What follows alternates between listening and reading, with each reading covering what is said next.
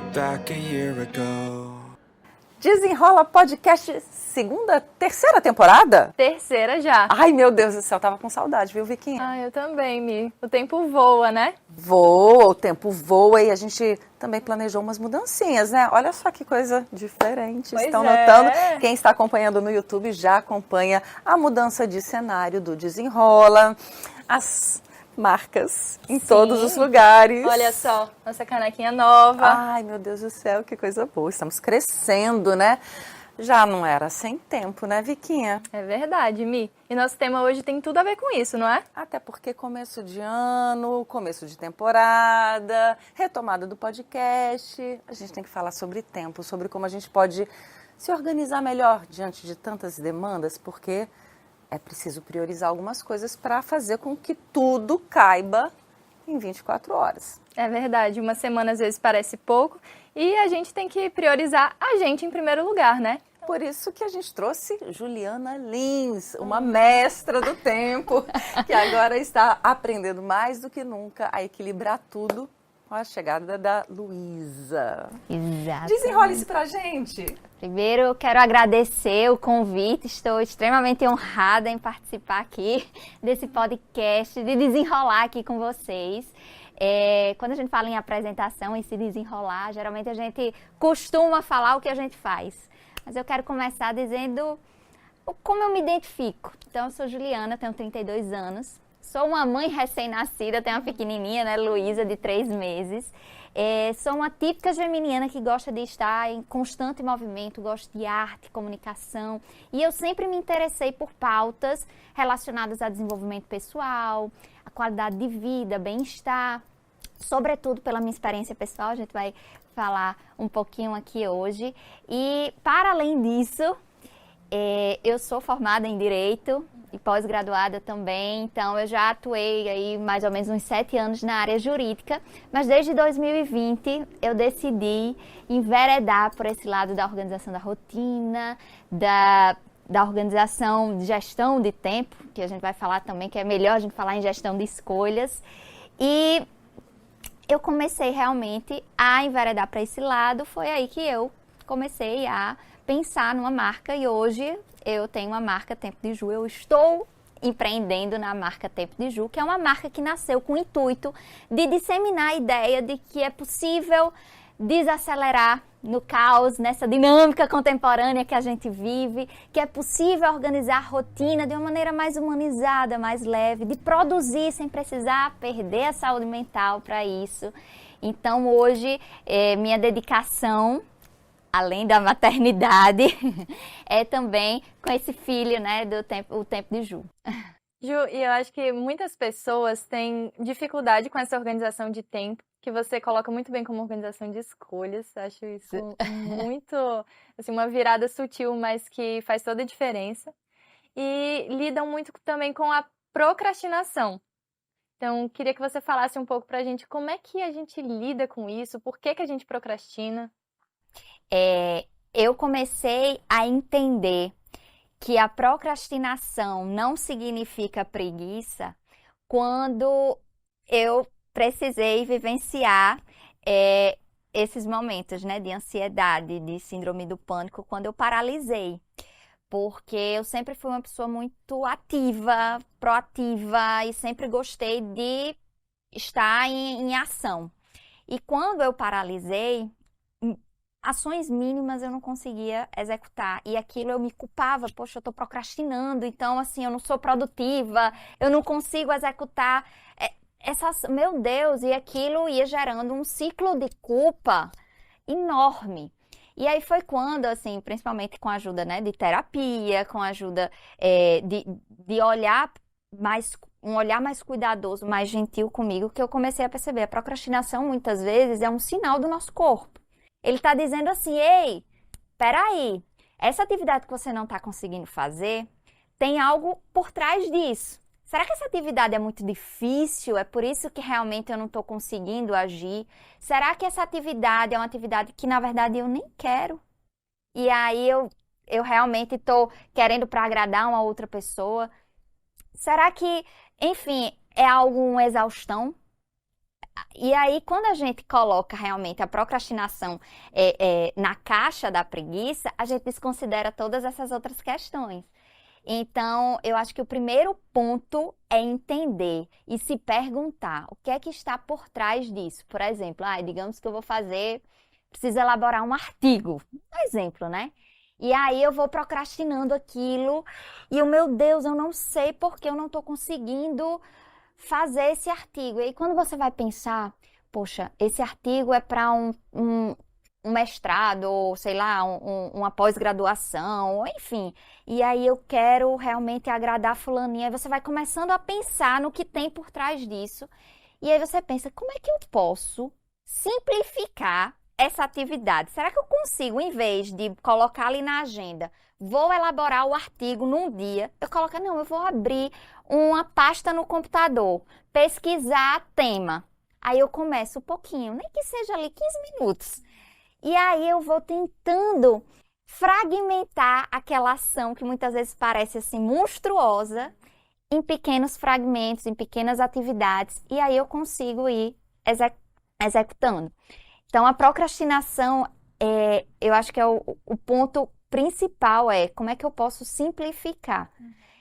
Seja numa academia, uma atividade física, né? Muitas vezes a gente diz, eu não tenho uma hora para fazer atividade física, então eu não vou fazer. E aí a gente vai sempre para o tudo ou nada.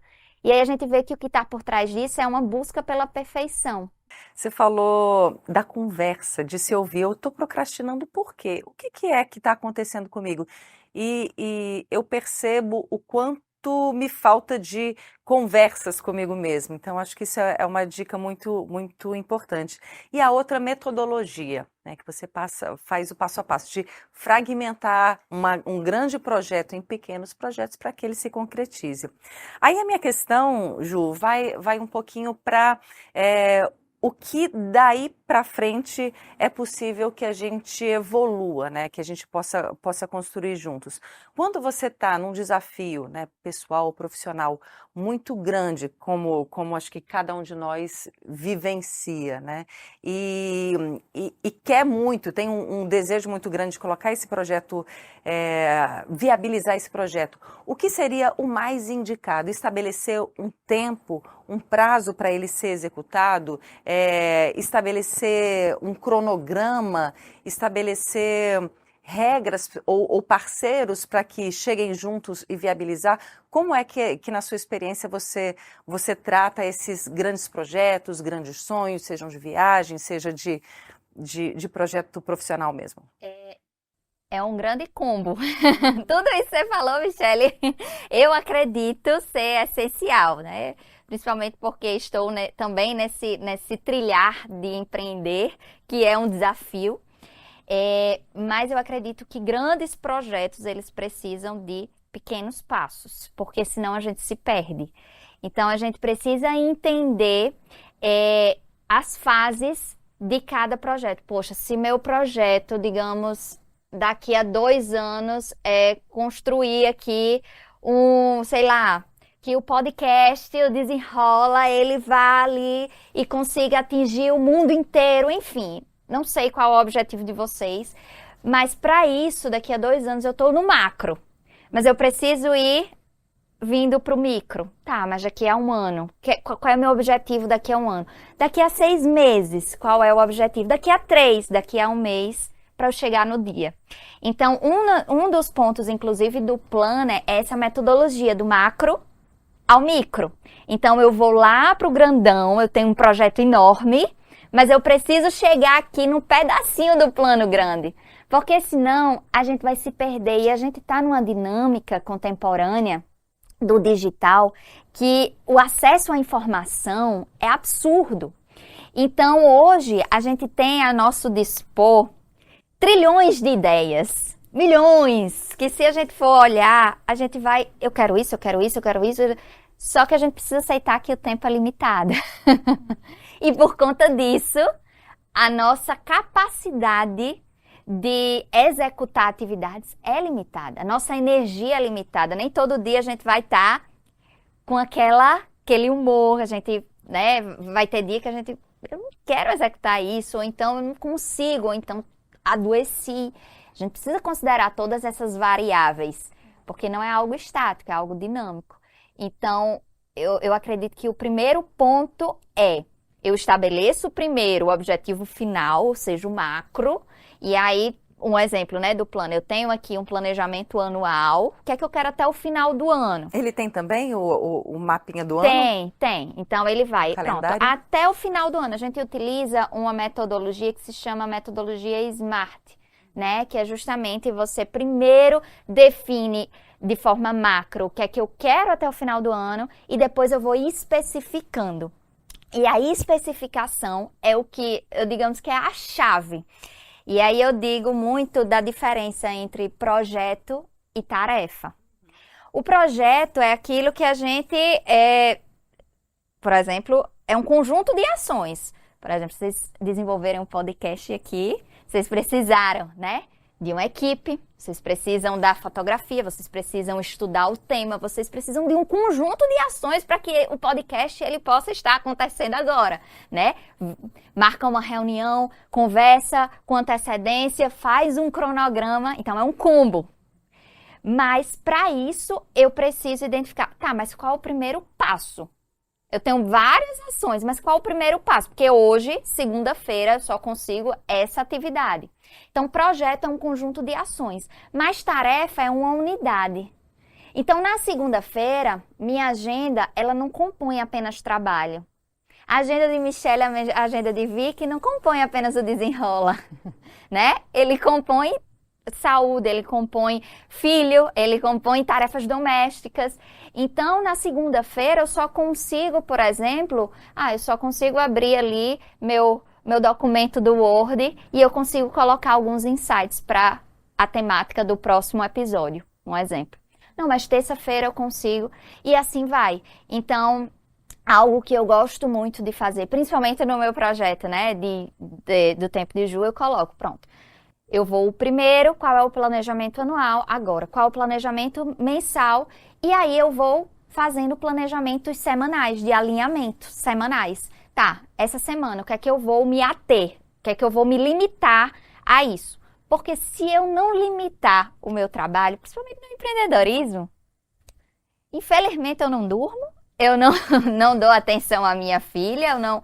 Então, a gente precisa realmente estar limitando blocos de tempo para cada item. E aí vem também a questão da harmonia entre o profissional e o pessoal. Pois é o 100% de cada dia também, né? Você tocou nesse ponto que eu acho que faz muito sentido, da gente também entender o momento que a gente tá e saber o que a gente dá conta a cada momento. E eu acho que, nesse sentido, o corpo até ensina muito. Eu costumo ver muito através do corpo e, vamos supor, se eu coloco um prato de comida na minha frente, eu vou ter que fragmentar, igual você falou. Não tem como eu colocar meu rosto ali dentro do prato não, eu vou garfada a garfada e depois eu ainda vou ter o tempo de digerir. E palavrinhas finais aí, só de agradecimento. Foi maravilhoso, obrigada. Luísa, obrigada por emprestar sua mãezinha. É verdade. E dizer assim, do quanto é relevante a gente estar com pessoas que agregam. Eu acho que a proposta do Desenrola é trazer essas reflexões, esses assuntos de maneira leve, mas não superficial, né? Então, entregar conteúdo, relevância, esse é o nosso desafio aqui e você contribuiu lindamente. Obrigada. Eu que agradeço pela escuta ativa, pelo papo também, pela confiança também. E vocês falando, eu lembro de uma frase assim, para finalizar, né, de Mahatma Gandhi, que ele fala: a vida é muito mais que viver cada vez mais rápido. Então, que a gente leve isso também para o nosso tempo, que o tempo somos nós, né? Então, agradeço muito e muito obrigada. Que a gente possa colocar cada vez mais vida nos nossos dias, né? E não mais dias na nossa vida, porque não é sobre isso, né? A gente não tem poder sobre isso. Pois é, obrigada, Ju, Viquinha, obrigada. Foi lindo o nosso primeiro episódio de 2024. Estou emocionada. Foi mesmo. E virão muitos mais aí, né? Pois é.